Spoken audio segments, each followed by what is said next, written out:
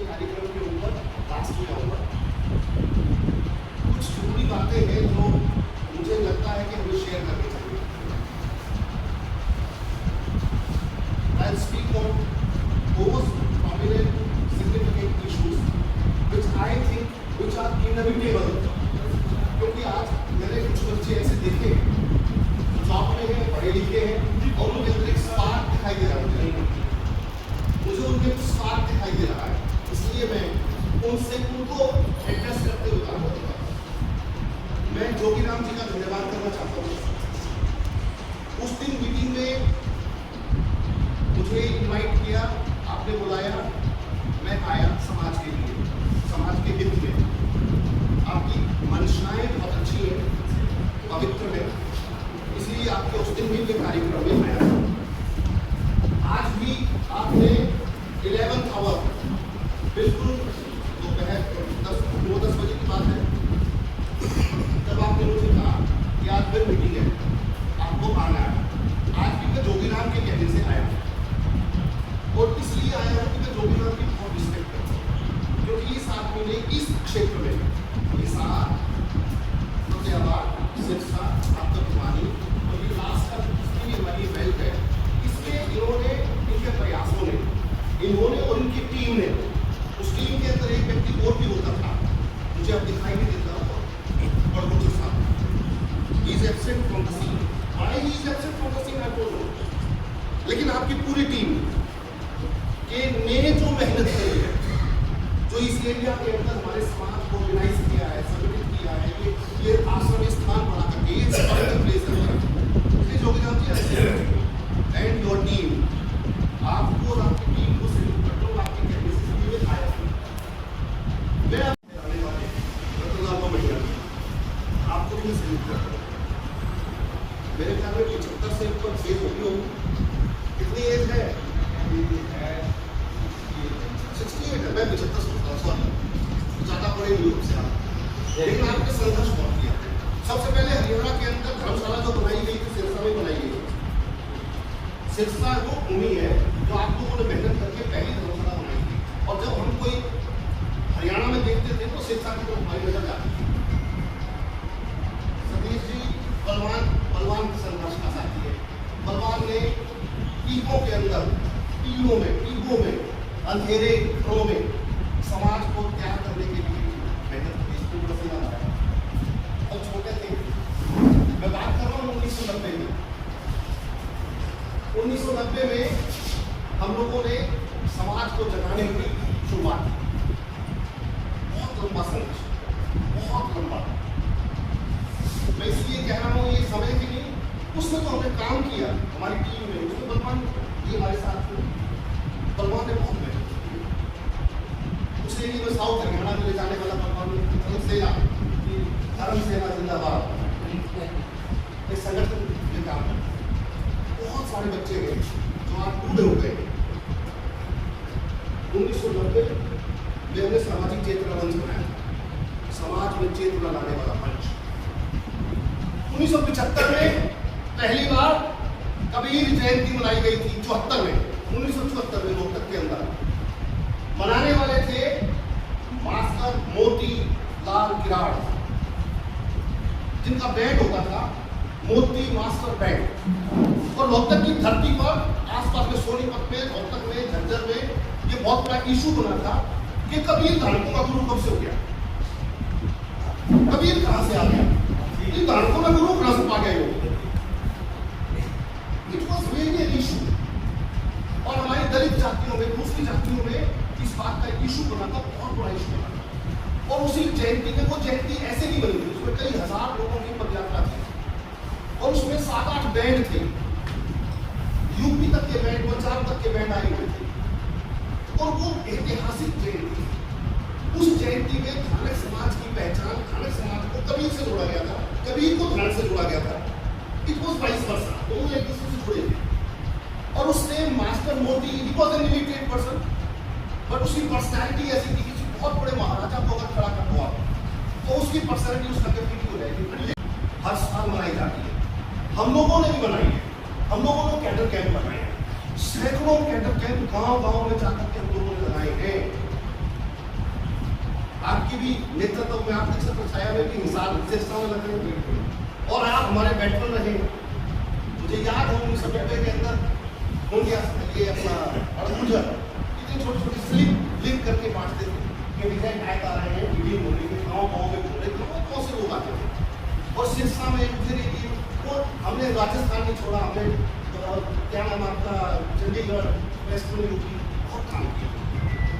उसके रिजल्ट्स ये निकले कि 1990 से लेकर के 2014 तक समाज को तैयार किया और जब वर्गीकरण की लड़ाई की शुरुआत हुई तो वही 14 साल का जो संघर्ष था वो जो नौजवान तैयार हुए थे वो खड़े हुए और हमने वर्गीकरण की लड़ाई हाई कोर्ट में लड़ी। हमने 3 दिन सबसे पहले उसकी शुरुआत सिरसा से हुई थी। सिरसा में ईवी चनेरिया का फैसला लेकर के मैं आया था, मेरे पास 800 गाड़ी थी। इन्होंने मीटिंग पहले ऑर्गेनाइज की थी और सबसे पहले 10 लाख में जोगीराम जी की टीम लेके गई।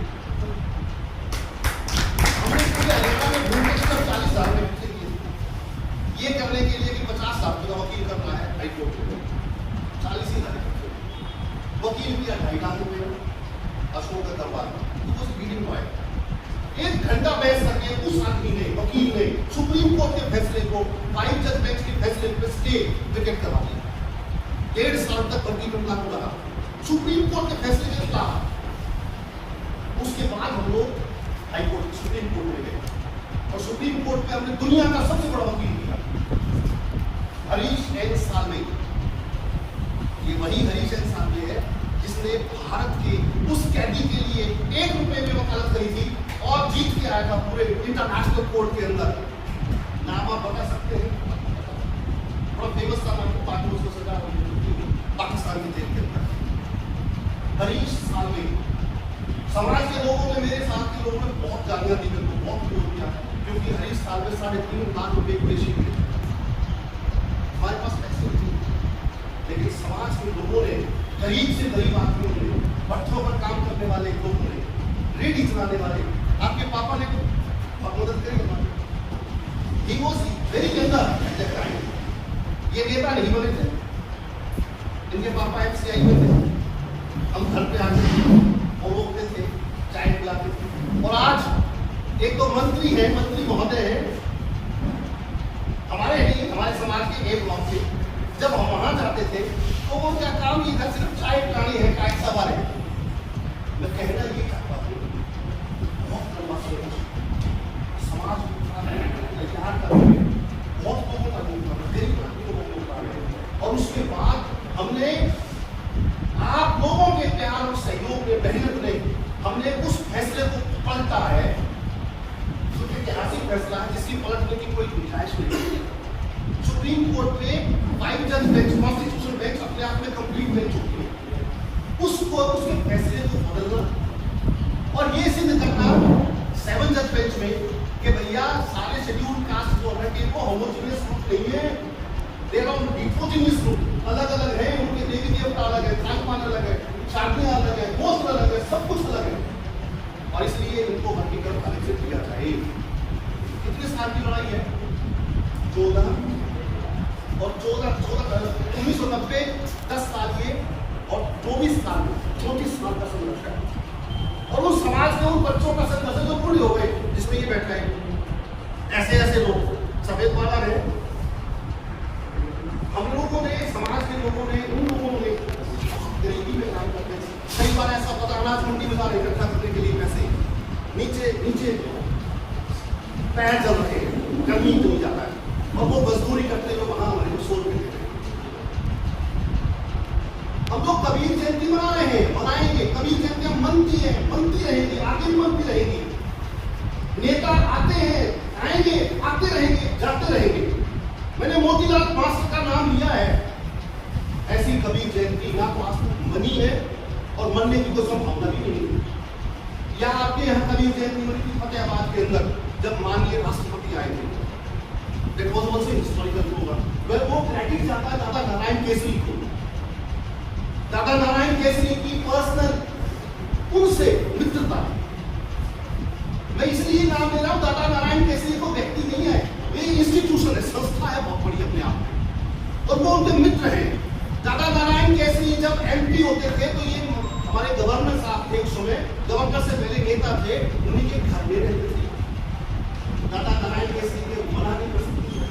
दादा नारायण केसरी आपकी कौम में पैदा हुआ ऐसा बड़ा व्यक्ति है जो राष्ट्र पोषण सोसानी थी इन लोगों का योगदान है। इन लोगों ने समाज को तैयार किया, अपने खून से, अपने विचारों से, अपने दिमाग से सींचा है, तब हम लोग यहाँ तक पहुंचे।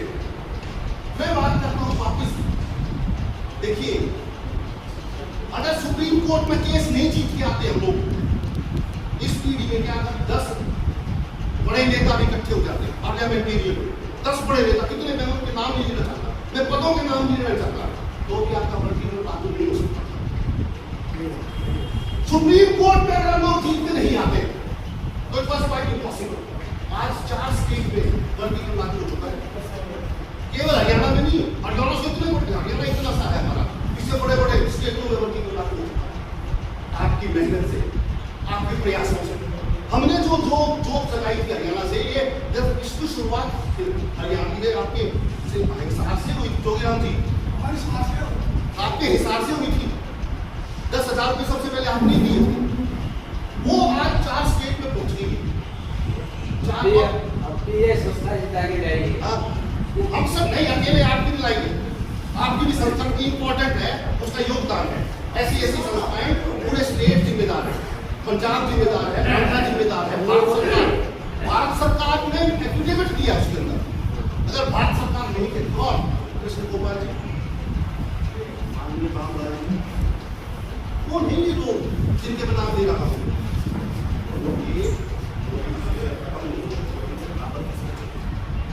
रामलाल जी मंत्री है, कृष्ण गोपाल जी आज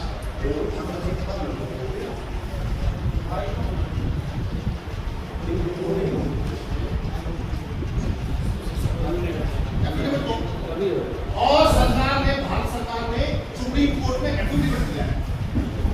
सॉलिसिटर जनरल तुषार मेहता का एफिडेविट कोर्ट रमनीक जी ने बोला है, इसके बारे में आर्गुमेंट दी, पूरी भारत सरकार लगी हुई है।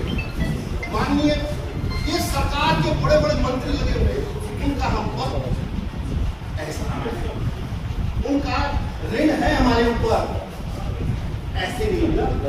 और आज इस सरकार में सबसे पहले हम ऋणी हैं सैनी साहब के, हमारे मुख्यमंत्री के, जिन्होंने सबसे पहले जो वायदा किया था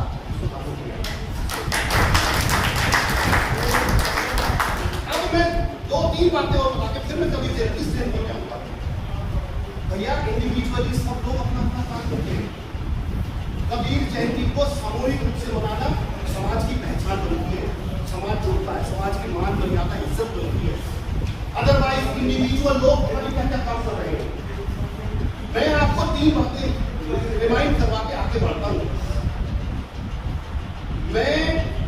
मुझे ये अवसर मिला है, मैं इस माइक पे कह रहा हूँ, स्टेज पे सब लोगों के बीच में कह रहा हूँ। जब माननीय मुख्यमंत्री विनोद नाथ जी बने थे, तब बीजेपी की पहली बार मैनिफेस्टो लिखा गया था, और मैनिफेस्टो आपके बेटे ने, मैंने लिखा, वो मैंने कभी इसको डिस्क्लोज नहीं किया। मेरे को पहले मेंबर दिया गया था, बाद में उस कमेटी के सारी ड्राफ्टिंग जिम्मेदारी मिली। आप चाहिए गणेश लाल जी से पूछिए, कैप्टन अभिमन्यु, गणेश लाल जी, सुधा यादव, कैलाश शर्मा और रामलाल जी, रोहतक में ऑफिस मेरे घर में कॉन्फिडेंशियल काम चला है। और उसमें सबसे पहले हमने ये लिखा था कि जैसे ही वर्गीकरण का फैसला आएगा, सबसे पहले वर्गीकरण लागू किया जाएगा। माननीय रामलाल जी सुना, बहुत लंबी बातें हैं। एक और बात,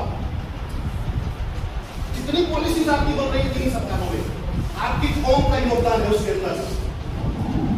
मैं फिर बोल रहा हूं, ध्यान रखिए, इस सरकार में जितनी पॉलिसीज बन रही है उनमें ज्यादातर पे आपकी कौम का योगदान है। आपकी कौम का मतलब इनडायरेक्टली हमारा, हम सब ने मिलकर के काम किया है, तब सरकार में वो पॉलिसी बन रही है। दूसरी बात, इंडिविजुअली लोग काम करते हैं। मैं जब वाइस चांसलर था तो माननीय मनोहर नाथ जी के पास गया, मैं मुझे कभी जयंती मनानी यूनिवर्सिटी के अंदर, मनोहर नाथ जी से 10 लाख जयंती हुई यूनिवर्सिटी के अंदर, 150 यूनिवर्सिटियों के स्कॉलर्स आए, 150 यूनिवर्सिटियों के कलकत्ता तक के, और उसके हमने कबीर साहब के धारक समाज और कबीर के ऊपर रिसर्च की किताब लिखी, वो किताब पर रिसर्च भैया बात है। अभी भारत सरकार ने हमें और अवसर दिया, आपके लिए बात कर, जो बच्चे पढ़े लिखे उनके लिए बात कर, अभी एक और अवसर दिया, देश की नई शिक्षा नीति लिखी गई है,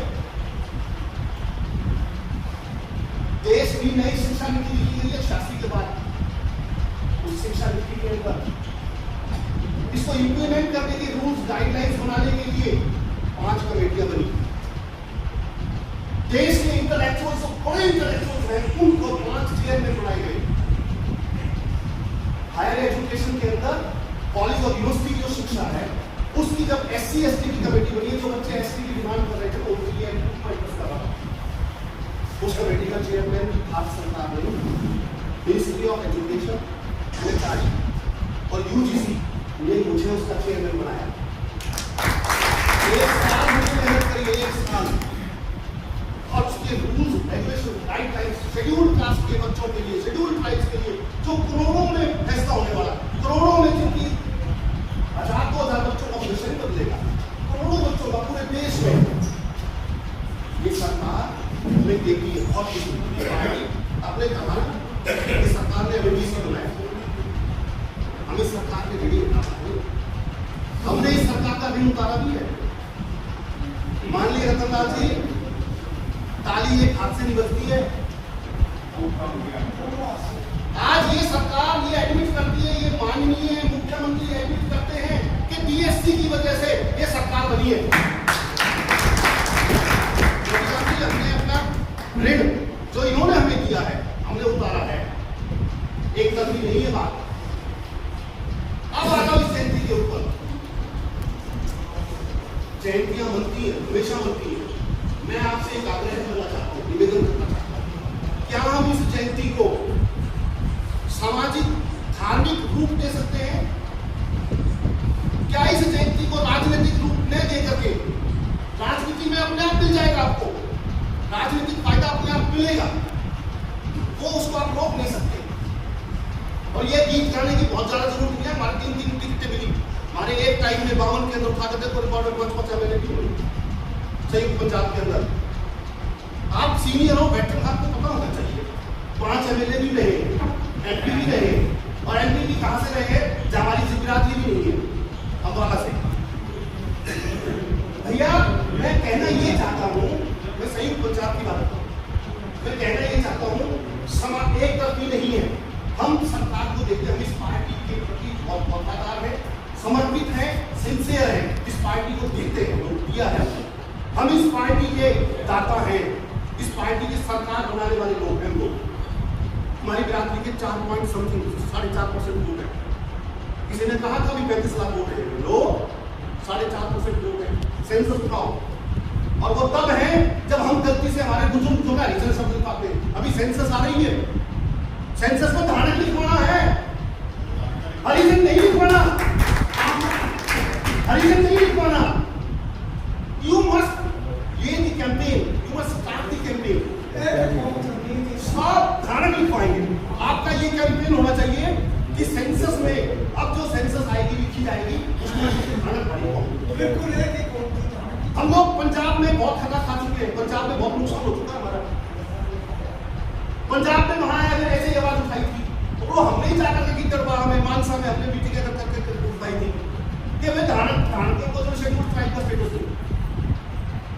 और हमने लॉजिक ये बनाया कि धारक जो है वहां जाकर के वो बनाते हैं, मंडियों में काम करते हैं, और मंडियों में कैंप में जाते हैं, सेंटर्स में, सेंटर बोलते हैं उनको, शहर से छोड़ करके, मेन मंडी छोड़ करके गाँव में सेंटर्स बनते हैं, वहाँ जाते हैं, वहाँ कैंप लगाते हैं। क्योंकि शेड्यूल ट्राइब होने की पहली कंडीशन ये है कि वो नोमैडिक होना चाहिए, वो स्टेबल, उसकी जाति परमानेंट स्टेबल नहीं होनी चाहिए। नोमैडिक है, यहाँ से जाते हैं, वहाँ से भागे, वहाँ से कैंप मार दिया, झोपड़ी पारी, वापस अपने घर आ गए। तो हमारा नेचर, हमारी कास्ट का नेचर जो ट्राइबल है, हमने डिमांड करवाई। स्टेट गवर्नमेंट ने कॉन्स्टिट्यूट कमेटी कॉन्स्टिट्यूट कर दी 8 जातियों को शेड्यूल ट्राइब में डालने के लिए। पंजाब पटियाला यूनिवर्सिटी की प्रोफेसर सोशियोलॉजी की को मेरे मित्र थी, उन्होंने फोन किया कि सर ऐसी ऐसी बात है, आपकी जाति के लोग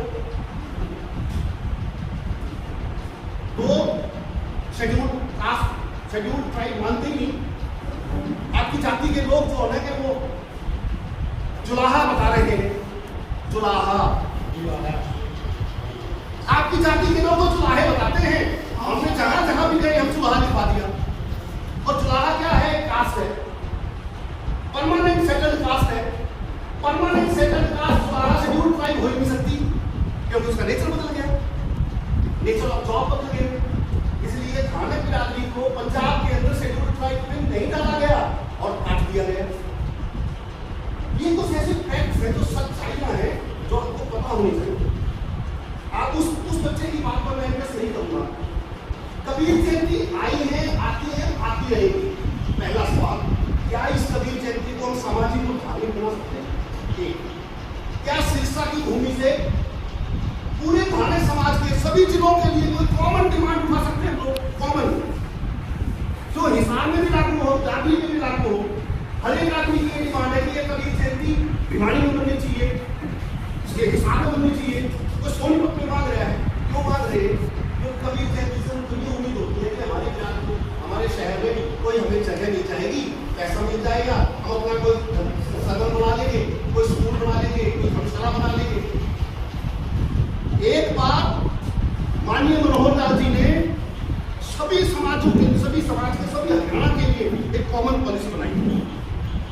you please raise this demand in the memorandum, to be submitted to honourable chief minister, कि धानक समाज के लिए कॉमन हम ये डिमांड करते हैं, जो पूरे हरियाणा के धानकों को मिलनी चाहिए, केवल सिरसा के लिए नहीं मिलनी चाहिए। सिरसा में आप जगह लो, सिरसा में आप भवन बनाओ, सिरसा में आप कुछ भी करो, लेकिन क्या धानक समाज पूरे हरियाणा के लिए कॉमन डिमांड कर सकते हैं हम लोग? एक बार क्या धानक समाज का कोई केंद्र बनाने के लिए कॉमन, जो पिछली बार मैंने बात कही थी, क्या वो उठा सकते हैं हम लोग? जब रविदासी समाज को 25 एकड़ जमीन, 25 करोड़ रुपये कभी संत रविदास केंद्र बनाने की, मठ बनाने की जा सकते हैं, जैसे आज शिक्षा का केंद्र बन गया है हिसार में, क्या कोई हमारा धार्मिक केंद्र, सामाजिक केंद्र ऐसा हरियाणा में बन सकता है? अगर आप ये उठाते हैं डिमांड और आप ये करवा लेते हैं, ये दो बातें बता रहा हूँ, तो ये कबीर जयंती बनाने का कोशिश है, चाहे आप कहीं भी बना लो फिर, तो वो पूरे कवर करेगी, पूरे धार्मिक समाज को, पूरे हरियाणा को कवर करेगी। सोनीपत के लोगों को भी मिले, भिवानी के लोगों को मिले, अम्बाला के लोगों को भी मिले। कुरुक्षेत्र वाले डिमांड कर रहे हैं, कितने सालों से लड़ रहे हैं वो कुरुक्षेत्र वाले, वो अपने मंत्री है ना वाल्मीकि समाज से बेदी जी के साथ बात करते हैं, अति हमारी धर्मशाला बनवा दो कुरुक्षेत्र में, ताकि लोग जाए वहां पे धार्मिक तीर्थ यात्रा में, तो उनको जगह मिल जाए। रास्ते में उनकी धर्मशाला नहीं होती, जगह नहीं है। तो क्या हम लोग, मुझे याद आता है ऐसे पिछले मुख्यमंत्री रहे हैं जिन्होंने ये फैसला किया कबीर जयंती में या रविदास जयंती में, वाल्मीकि जयंती में, कि पूरी कौम की धर्मशालाएं जहां जहां हो सकती, ये मैंने इतना पैसा दिया। माननीय मनोहर लाल जी ने भी दिए। तो there are so many examples for you, you may set for those examples before honourable chief minister. तो मेरी ये बातें हैं, हम लोग कबीर जयंती मनाएंगे। कबीर जयंती मनाने के लिए हमने उसकी कोई ये नहीं है कि आज वो इलेक्शन होने लग रहा है और उसको हमने मुख्यमंत्री बनाना है। मुख्यमंत्री तो बन गया, सरकार बन गई। अब सवाल ये है, उस कबीर जयंती में जो बीएससी समाज है, वर्गीकरण की लड़ाई में, सरकार बनाने में धानक समाज का योगदान है, वो हमें क्या देते हैं? वो हमें क्या देते हैं? हमने तो दे दिया, हमने सरकार बना दी, वो पे बैठ क्या करते थे? This is an issue. अगर ये चीजें आपके मेमोरेंडम में होगी और ये आप चीजों को समझा पाएंगे, चाहे वो राजनीतिक पद है, चाहे वो सामाजिक पद है, चाहे वो शैक्षणिक पद है, चाहे वो चीज, भैया हमें व्यक्तिगत इंडिविजुअल हम तो बहुत कुछ ले चुके हैं। हमें तो सरकार ने हमारी एजुकेशन ने, गवर्नमेंट ने, हमारे माँ बाप की मेहनत ने, हमारी मेहनत ने और समाज के नाम पर जो कुछ मिलता है, समाज के नाम पे मिलता है। हमेशा याद रखो, अगर किसी को टिकट भी मिलती है तो धानक समाज में जाते हैं। ये बात कोई एडमिट करे या ना करे, हमें तो बहुत कुछ मिल गया। हम तो समाज की आवाज उठा सकते हैं। आपके कार्यक्रम में यहाँ हूँ, अगर आप बुलाएंगे तो बिल्कुल सिरसा में भी आऊंगा और सिरसा में अगर कोई काम लगाने की बात है वो भी करेंगे। लोगों को इकट्ठा करने की बात है, लोगों को समझाने की बात है,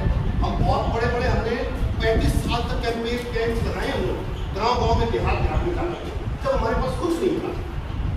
आज हम कुछ समाज को देने की स्थिति में हैं।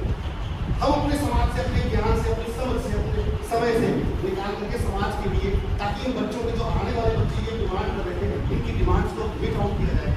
दीज वर्ड्स बमनिया साहब एक बार फिर से आपको हमारे समाज के वैसे इस बीजेपी को खड़ा करने में एक खूंटिया साहब जो आज हमारे बीच में नहीं है, मंत्री जी, और एक आप रोहतक की खूंटिया साहब जय नारायण खूंटिया, वो पहला शख्स था हमारे समाज में तो बीजेपी में आकर के एमएलए बना। और याद रखिए, कमाल की बात 17 सीटें थी, 17 की 17 किसी एक बड़े नेता ने एक जाति को दे दी थी। और ये खूंटिया साहब का जलवा था कि केंद्र में जाकर के एक सीट मंगल सेन के कारण वापस मिली थी हमारे को। 17 की 17 सीटें एक जाति को दी गई थी। ये इतिहास की बातें हैं, सच्चाई यही है, इनको समझो। आज आपकी बिरादरी को 3 टिकटें मिल रही है, ये बहुत बड़ी बात है। ये वो शख्स है जब बीजेपी को अपने कोई नहीं पूछता था, इसलिए से समय बीजेपी का करता है। इन लोगों को इन लोगों के तरफ देखते हैं और उनको जो आज मंत्री है, मुख्यमंत्री है या केंद्र में सरकार में है, उनको इनकी तरफ देखना चाहिए, क्योंकि इस बीजेपी को खड़ा करने वाले हमारे समाज के ये लोग हैं। इसलिए रिटर्न है, पे बैक है, हाथ को धोता भैया। आज वो हमें क्या दे रहे हैं, जब देंगे तो बढ़िया है। ये उन पर कर्ज है हमारा, हम भीख नहीं मांग रहे हैं, अधिकार मांग रहे हैं। ये हमारा अधिकार है और वो अधिकार को देना। With these words